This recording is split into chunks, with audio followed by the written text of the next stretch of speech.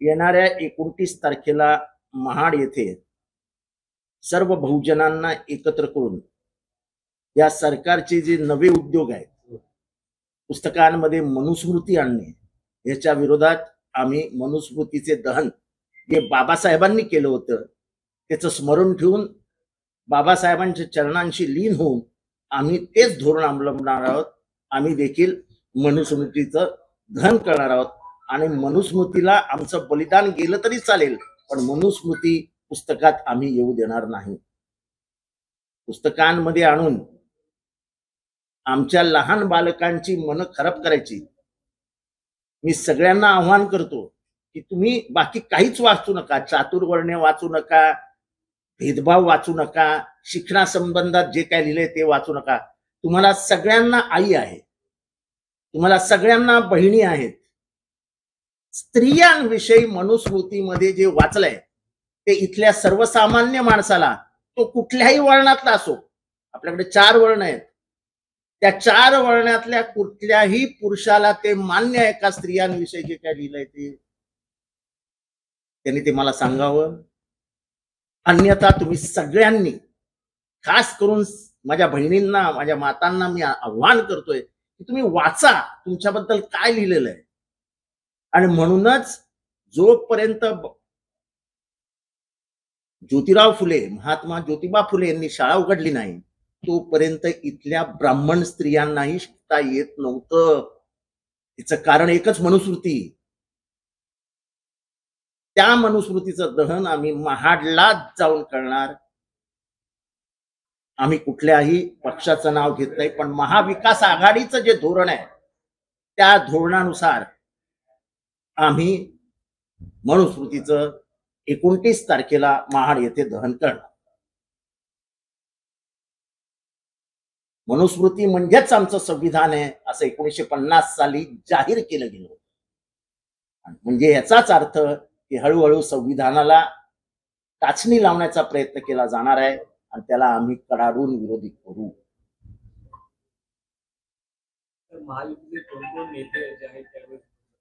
ह्या कार्यकर्त्यांचा संग्राम आहे, हा नेत्यांचा नाही आहे. कार्यकर्ते पेटून उठतील आणि सर्व पक्षातले सर्व विचारांचे कार्यकर्ते पेटून उठतील, ज्यांचं महाराष्ट्राच्या पुरोगमित्वावरती आणि हा देशावरती हल्ला आहे. इथे तामिळनाडूमध्ये पेरियार होते, त्यांनी विरोध केला. इथे आंबेडकर होता, त्यांनी विरोध केला. सर्व राज्यांमध्ये याला मनुस्मृतीला प्रचंड विरोध आहे, प्रचंड. आणि महाडला जर आम्ही ज्योती पेटवली तर त्याचा वणवा पूर्ण देशभर पसरेल.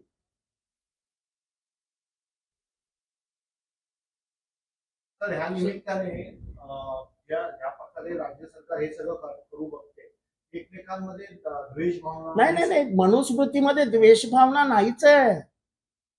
मनुस्मृती ही माणसाला ओळखच देत नाही. एक तर ती पुरुष प्रधान आहे, पुरुष वर्चस्ववादी हे आहे, ते पुस्तक आहे. म्हणजे स्त्रियांना तर म्हणजे तुम्ही ते वाचा, तुम्हाला नाही किळस आली तर मला सांगा.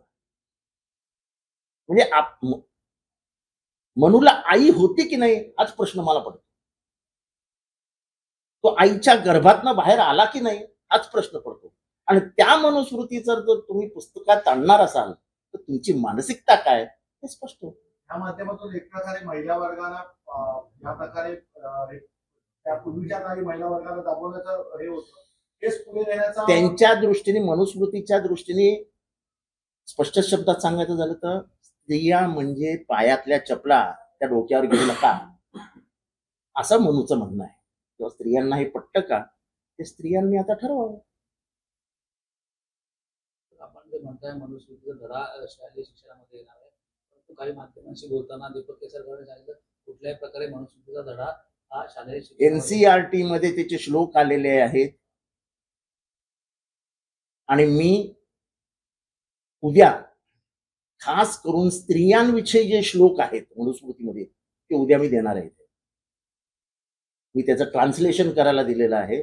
मी सगळं, माझा पुरुष प्रधान संस्कृतीला माझा आक्षेपच आहे. स्त्री आणि पुरुषामध्ये भेदभाव नसावा याच विचाराचा मी आहे. मी नाही तर महाराष्ट्राचं पुरोगमित्व तेच सांगतं. स्त्रियांना दास्य हे संबोधन हे आम्हाला मान्य नाही. माझी आई कोणाचीही दासी होऊ शकत नाही.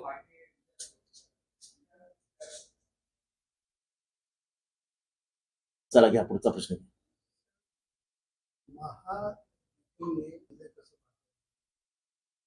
माझ्या अंदाजाने तरी 400 पार 300 पार, त्याच्यापेक्षा जनतेच्या डोळ्यात जे दिसत होतं ते होतं भाजप हद्दपार.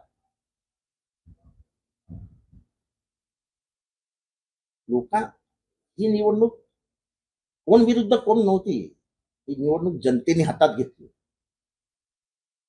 तुम्ही टेबलांवरती बसलेल्या कुठल्याही प्रतिनिधीला विचारा, लोक तुमच्याकडे येत होती का? लोक चिठ्ठ्या घेऊन डायरेक्ट मतदानाला गेली. कोणातल्याही चेहऱ्यावरती काही न दाखवता, कोणाशी न बोलता बाहेर पडले आणि घरी निघून गेले. असं वातावरण फक्त इमर्जन्सीच्या दरम्यान जेव्हा इंदिरा गांधींचा पराभव झाला तेव्हा दिसत होतं. लोक बोलतच नव्हते. आणि न बोलणारी लोक ही फार डेंजर असतात आणि ती नेहमी सत्तेच्या विरोधात असतात. आपण 2014चा माहोल बघितला, आपण 2019चा माहोल बघितलं. जो उत्साह होता त्याच्यातला 5% उत्साह दिसत नव्हता. कोकण पदवीधर मतदारसंघामध्ये ते जाऊ द्यात, कोकण पदवीधर आत्ताचा विषय.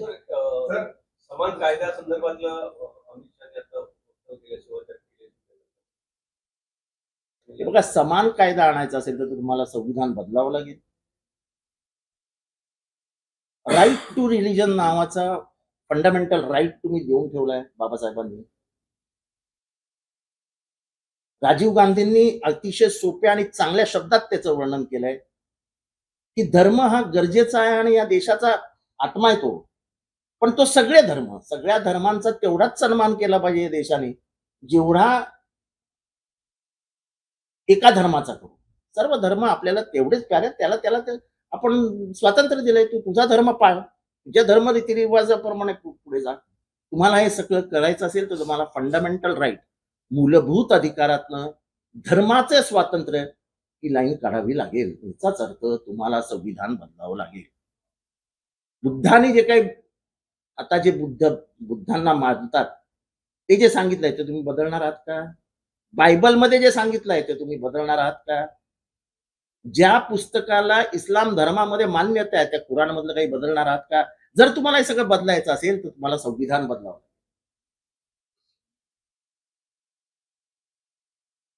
कारण का राईट टू रिलिजन हे डॉक्टर बाबासाहेब आंबेडकरांनी संविधान सभेमध्ये आणून त्याला पूर्ण बहुमताने एकमताने मान्यता घेऊन भारतीय संविधानात टाकून ते संविधान भारताला अर्पण केलं. त्याच्यावर मला बोलायचं. त्यावरती छगन भुजबळ यांनी सांगताना असं सांगितलं की लोकसभा निवडणुकीची खटपट झाली ती विधानसभा 70 ते 80 जागा आम्हाला देण्यात यावा. मला त्यांच्यामध्ये पडायचंच नाही. मला काय करायचंय? 100 जागा घेऊ द्या ना अजित पवारांनी, मला काय करायचं? डोंबिवलीला जो प्लॅन झालाय त्यानुसार गेल्या 7 दिवस झाले पालकमंत्री जात नाहीये. एकमताने मान्यता घेऊन भारतीय संविधानात टाकून ते संविधान भारताला अर्पण केलं. त्याच्यावर मला बोलायचं. त्यावरती छगन भुजबळ यांनी सांगताना असं सांगितलं की लोकसभा निवडणुकीची खटपट झाली ती विधानसभा 70 ते 80 जागा आम्हाला देण्यात यावा. मला त्यांच्यामध्ये पडायचंच नाही. मला काय करायचंय? 100 जागा घेऊ द्या ना अजित पवारांनी, मला काय करायचं? डोंबिवलीला जो प्लॅन झालाय त्यानुसार गेल्या 7 दिवस झाले पालकमंत्री जात नाहीये. पालक महाराष्ट्राचं म्हणजे ठाण्याचं पालकमंत्री कोण आहे त्यांची ओळखच नाही माझी.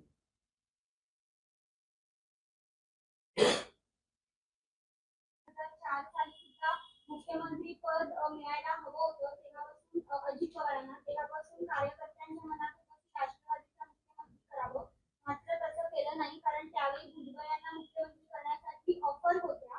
तर त्यामुळे ते शरद पवार यांच्या समवेत तरी सुद्धा राहिले असं सुनील तटकरे म्हणतात.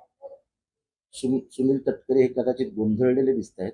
त्यावेळेस पक्षामध्ये पद्मसिंह पाटील होते, त्यावेळेस पक्षामध्ये दत्ता मेघे होते, त्यावेळेस पक्षामध्ये अतिशय ज्येष्ठ नेते होते आणि ह्या ज्येष्ठ नेत्यांमध्ये स्पर्धा लागू नये. आपल्या पक्षाची आत्ताच कुठेतरी आपण जन्म घातला आहे. 1999ला जन्म झालेला हा पक्ष 2004 मध्येच जर आपल्यामध्ये धुसफूस सुरू झाली तर ती धोकादायक असेल. हा पक्ष वाढला पाहिजे या एकाच दृष्टीने 4 ते 5 मंत्रीपद वाढवून घेतली काँग्रेसकडनं आणि मग त्यांना मुख्यमंत्री पद दिलं. मला वाटतं शरद पवारांची ती दूरदृष्टी होती आणि म्हणूनच 2004, 2009 आणि 2014 मध्ये आपले मंत्री हे वेगवेगळ्या महत्वाच्या खात्यांमध्ये होते आणि सगळी महत्वाची खाती ही राष्ट्रवादीकडे होती. हा शरद पवारांची जी नीती आहे त्याला अनुसरून. पुणे हिट अँड रन प्रकरणामध्ये डॉक्टरनी ब्लड सॅम्पल चेंज केल्याचा प्रकार घडलेला आहे. ब्लड सॅम्पल वगैरे हे काय ह्या सरकारला नवीन नाही. तो नाही का तो पळाला होता तो ड्रग माफिया ससून म्हणून, हे सगळे तसेच आहेत. जळगावमध्ये 4 मारले गेले. तुम्ही पत्रकारांना सुद्धा मला विचारायचं आहे ते फक्त श्रीमंतांच्या घरची लफडी आहेत म्हणून तुम्ही दाखवता का टीव्हीवर? जळगाव मधले 3 जण मर्सिडीज खाली चिरडली. रस्त्यावर बसले होते बिचारे गरीब माणसं, चिरडले गेले. त्याचा साधा नामोल्लेख कुठल्या पत्रकारांनी केला नाही, कुठल्याही पेपरमध्ये आलं नाही, तुम्ही लोकांनी दाखवलं नाही. त्याच्यात कोणाकोणाचे फोन गेले, SP कोणाकोणाशी बोलला ह्याची कधी काही चौकशी झाली नाही. लोकांची हिंमत वाढली आहे कारण का आपण सुद्धा सिलेक्टिव्ह असतो. मृत्यू हा त्याचा झाला काय आणि तिचा झाला काय, गरीबाचा झाला काय आणि श्रीमंताचा झाला काय, मृत्यू आहे. इथे पोरशाने उडवलं आणि ती दोघं बिचारी तरुण मेले. तिथे मर्सिडीज खाले एवढीशी चिंटुरली पिटुकली पोरं आणि त्यांची आई मेली. आपल्याला काय वाटलंच नाही. संवेदनाच हरवल्या. किती जणांनी मीडियावरती दाखवला असा अपघात झालाय म्हणून. मला हा प्रश्न तुम्हाला विचारायचा आहे. म्हणजे मीडिया ही आता श्रीमंत आणि गरीबाचा भेदभाव करणार का? त्या गरीबाला कोण न्याय द्यायला पुढे येणार की नाही? त्याच्याबद्दल भाष्य होणार की नाही? मस्तवालपणाने मर्सिडीज चालवत असलेला एक माणूस आपल्या समोर 2 मुलांना मरताना आई बघते, ती आई सुद्धा मरते, आपल्याला काहीच भावना नाही. 2019च्या निवडणुकीमध्ये विधानसभा निवडणूक आम्हाला बहुमत मिळालं तर आम्ही काय सांगितलं, पण शरद पवारांनी आमचे मित्र उद्धव ठाकरेंना ठीक आहे ना. आता अमित शहा जे बोलतात ते बोलतायत, आपल्याला काय करायचं? झाल्या ना निवडणुका संपल्या महाराष्ट्रातल्या. आता त्यांना महाराष्ट्रात काही परिणाम होणार आहे का यांच्या बोलण्याने? महाराष्ट्रात जे व्हायचं ते झालं. महाराष्ट्रामध्ये एक अंडर करंट आहे आणि तो अंडर करंट गद्दारी विरुद्ध आहे. हे आता सगळे मान्य करतात की महाराष्ट्रात प्रचंड जनता चिडलेली होती आणि ती गद्दारी विरुद्ध होती. तुमच्या मतदारसंघाला महानगरपालिकेने असा दावा केलेला आहे की पावसाळ्यापूर्वी जी नालेसफाई काहीही नालेसफाई झालेली नाही. कुठेही नालेसफाई झालेली नाही. कुणीही अधिकारी जबाबदारी घ्यायला तयार नाही. कॉन्ट्रॅक्टरला वाऱ्यावर सोडला आहे. कुठेही ठाण्यामध्ये व्यवस्थित नालेसफाई झालेली नाही. या कामांतच पाहणी जातो. सौरव राव यांनी देखील केलं. नाही, सौरव राव चांगले आयुक्त आहेत, मला त्यांच्याबद्दल काय बोलायचे ते नवीन. पण इथली जी कॉन्ट्रॅक्टर्सची लॉबी आहे आणि ज्या पद्धतीने ते डिपार्टमेंट टेंडर्स काढतं ते टेंडर परवडणारच नाहीये. आणि वर्षभर ते नाले तसेच तुंबलेले असतात. त्या नाल्यांची जेवढी खोली होती जेव्हा बांधले तेव्हा त्याच्यावरती 10 फूट आलाय तो नाला. अजून एखादी मोठी दुर्घटना घडली नाही म्हणून, मोठी दुर्घटना घडली की सगळे येतील तिथे धावत धावत धावत धावत. 20-25 जण मेले की मग ठाणे महानगरपालिकेला जाग येईल, अरे काहीतरी चुकलंय आपलं. म्हणजे मृत्यूशिवाय जागा न होणारं सरकार आहे सरकार. तुम्ही आपला जो मुद्दा मांडला की मोठी घटना घडल्यावरच जाग येईल, नुकताच तुम्ही अनधिकृत बांधकामाबद्दल पण विषय मांडला काय नाही, चालू आहेत कळव्यामध्ये धुवाधार बांधकामाचं, धुवाधार. हे स्वतः आयुक्तांशी बोललो, स्वतः बोरसेंना बोललो, काहीही परिणाम होत नाही. मुख्यमंत्र्यांनी भाषणात सांगितलं की ऑफिसर सस्पेंड करा. कुठे काय नाही. तुम्हाला घेऊन जाणार आहे मी उद्या किंवा परवाच्या दिवशी बिल्डिंगी दाखवायला. कसं हिरवा कपडा घालून आतबंद कसे बांधकाम व्यवस्थित चालू आहेत, काय अर्थच राहिलेला नाही हो. अनेक राजकीय नेत्यांचा पैशाचा स्तोत्रच आहे तो. आम्ही तुम्हाला वाचवतो, तुम्ही आम्हाला पैसे द्या. म्हणजे धंदा दो चंदा लो, हे जे राष्ट्रीय वातावरण आहे ते इथे आहे. मी तुझी बिल्डिंग वाचवतो, तुम्हाला दे. मी तुझी बिल्डिंग वाचवतो, तुम्हाला दे. आणि ह्याच्यामध्ये सगळे अधिकारी इन्व्हॉल्ड आहेत. अतिक्रमण भागाचे सगळे अधिकारी ह्याच्यात इन्व्हॉल्ड आहेत. आणि आयुक्तांची हिंमत नाही त्यांची ट्रान्सफर करायची. हिंमत. जिथे बिल्डिंग चालू आहे तिथलं ऑफिसर तुम्ही सस्पेंड का नाही करत? विधानसभेमध्ये आम्हाला मुख्यमंत्र्यांनी आश्वासन दिलेलं आहे.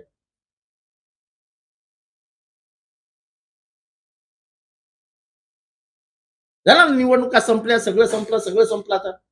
आता तरी बंद करा, पावसाळा आलाय. मी नावं घेऊन परवा प्रेस कॉन्फरन्स घेणार आहेत, कोणाकोणाची बांधकामं चालू आहेत. व्यायाम शाळेच्या बाजूला कोणाचं बांधकाम चालू आहे, कळवा गावात कोणाचं बांधकाम चालू आहे. आणि हे बांधकाम फक्त विप्रेच्या नावं नाही घेत, पण ह्याच्याने या शहराचं वाटोळं होतंय. या अनधिकृत कळवा हे सुधारलेलं शहर, ठीक आहे ना, तिथे तुम्ही प्लॅन करा काहीतरी. जुन्या चाळी आहेत त्यांना काहीतरी वेगळा रूल लावा. पण सरसकट ओपन प्लॉटवर देखील अनधिकृत बांधकाम होणार असेल तर मग सुधारवण्यात अर्थ काय कुठलं शहर? आज मी दाव्याने सांगतो की कळव्या शहरा इतकं सुधारलेलं शहर पूर्ण ठाण्यात कुठे नाही. मुंबऱ्या इतकं सुधारलेली मुस्लिम वस्ती पूर्ण महाराष्ट्रात कुठे नाही. एवढे रस्ते आम्ही चकाचक करून टाकले. पण आता हे जर झालं तर सांडपाणी रस्त्यावर टाकणार, त्याला कुठेही कनेक्शन देणार नाही. पावसाळ्यात ते सांडपाणी लोकांच्या पायामध्ये जाणार, सगळी घाण परत तशीच येणार. याला जबाबदार कोण? आणि मी आमदार म्हणून तक्रारी करतोय. मी तर सांगेन, लावा SIT आणि ह्या बिल्डिंगमध्ये कोणाकोणाचे फ्लॅट आहेत हे तपासा एकदा. मग तुम्हाला समजेल ह्याचा खरा सूत्रधार कोण आहे. तुम्ही प्लॅन करा काहीतरी. जुन्या चाळी आहेत त्यांना काहीतरी वेगळा रूल लावा. पण सरसकट ओपन प्लॉटवर देखील अनधिकृत बांधकाम होणार असेल तर मग सुधारवण्यात अर्थ काय कुठलं शहर? आज मी दाव्याने सांगतो की कळव्या शहरा इतकं सुधारलेलं शहर पूर्ण ठाण्यात कुठे नाही. मुंबऱ्या इतकं सुधारलेली मुस्लिम वस्ती पूर्ण महाराष्ट्रात कुठे नाही. एवढे रस्ते आम्ही चकाचक करून टाकले. पण आता हे जर झालं तर सांडपाणी रस्त्यावर टाकणार, त्याला कुठेही कनेक्शन देणार नाही. पावसाळ्यात ते सांडपाणी लोकांच्या पायामध्ये जाणार, सगळी घाण परत तशीच येणार.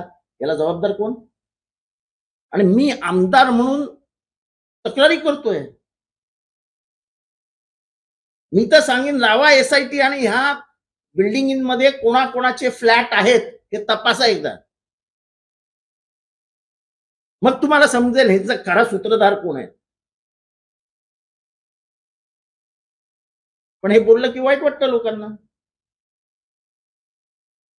अनधिकृत बांधकाम हे काही राजकीय नेत्यांचं उत्पन्नाचं साधन आहे.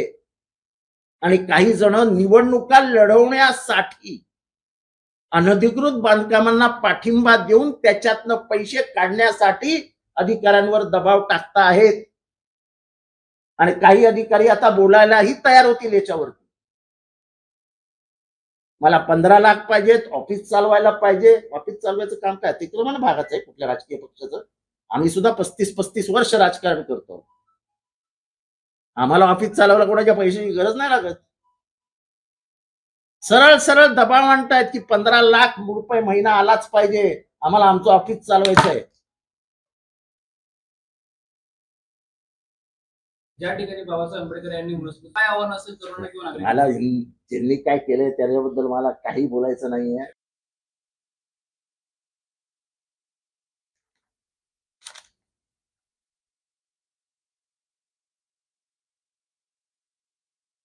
प्राणिनाः श्रेष्ठः प्राणिनां बुद्धिजीवनः बुद्धिमत्सु नरः श्रेष्ठ नरेषु ब्राह्मणः स्मृता. आता याच्यातला अर्थ तुम्ही कळू.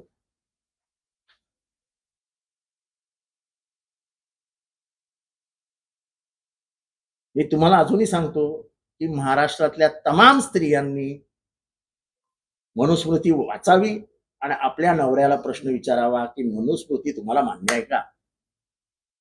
ज्या स्त्रियांना जगण्याचाच अधिकार नाही असं जी मनुस्मृती मिळते ती माझ्या आया बहिणी मान्य करतील का? खरं तर बंड हे आया बहिणींकडनं झालं पाहिजे. बाबासाहेबांनी मनुस्मृती जाळली ही जातीद्वेषासाठी जाळलीच, पण ज्या समाज प्रक्रियेमध्ये स्त्रियांना महत्व नाही तो समाज पुढे जाऊच शकत नाही असं बाबासाहेबांचं म्हणणं होतं. आणि त्या स्त्रिया फक्त एका वर्गातील नव्हतील तर चातुर्वर्ण्यातील चारही वर्गातल्या स्त्रियांना तीच वागणूक द्या असं मनुस्मृतीने म्हटलेलं होतं. त्यामुळे बाबासाहेब अत्यंत लिबरल होते आणि त्या लिबरल ऍटिट्यूडनी त्यांनी महिलांसाठी म्हणून मनुस्मृतीचं दहन केलं. करने का वाला विश्व का सबसे प्राचीनतम ग्रंथ जिसके आधार पर आज की सामाजिक न्यायिक व्यवस्था चल रही है.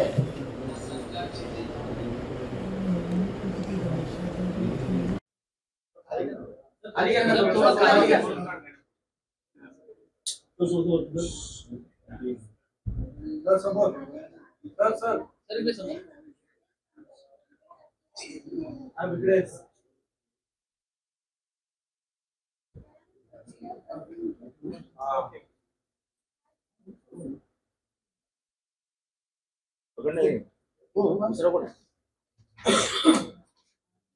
रे ओबीसी अरे तुमच्या विरोधात ते तुम्हाला कधी आखला येणार?